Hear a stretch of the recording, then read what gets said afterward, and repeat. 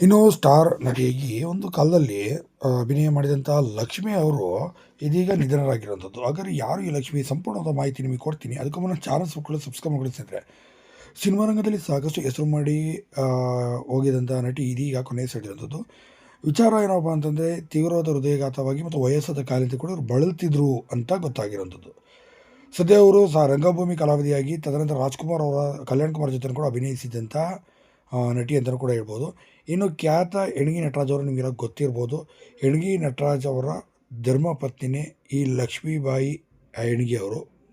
ಹೌದು, ಲಕ್ಷ್ಮೀಬಾಯಿ ಎಣಗಿ ಬಾಳಪ್ಪನವರವರು ಎಣಗಿ ನಟರಾಜ್ ಅವರ ಸ್ವಂತ ತಾಯಿಯಾಗಿದ್ದಾರೆ. ಸದ್ಯ ಅವರಿಗೆ 98 ವರ್ಷ ವಯಸ್ಸಾಗಿತ್ತು. ವಯಸ್ಸಾದ ಕಾಯಿಲೆಯಿಂದ ಲಕ್ಷ್ಮಿಯವರು ಇದೀಗ ಕೊನೆಯುಸಿರೆಳೆದಂಥದ್ದು. ಲಕ್ಷ್ಮೀ ಬಾಳಪ್ಪನವರವರು ರಂಗಭೂಮಿ ಕಲಾವಿದೆಯಾಗಿ ಮತ್ತು ಪ್ರಾಧ್ಯಾಪಕಿಯಾಗಿ ಕೂಡ ಕೆಲಸವನ್ನು ಮಾಡಿ ಸುಮಾರು 250 ಅಧಿಕ ಸಿನಿಮಾಗಳಲ್ಲಿ ಕೂಡ ಕೆಲಸವನ್ನು ನಿರ್ವಹಿಸಿರುವಂಥದ್ದು. ಕೇವಲ ನಟನೆ ಮಾತ್ರವಲ್ಲದೆ ನಿರ್ದೇಶನವನ್ನು ಸಹ ಆ ಕಾಲದಲ್ಲೇ ಮಾಡಿದರು ಲಕ್ಷ್ಮೀ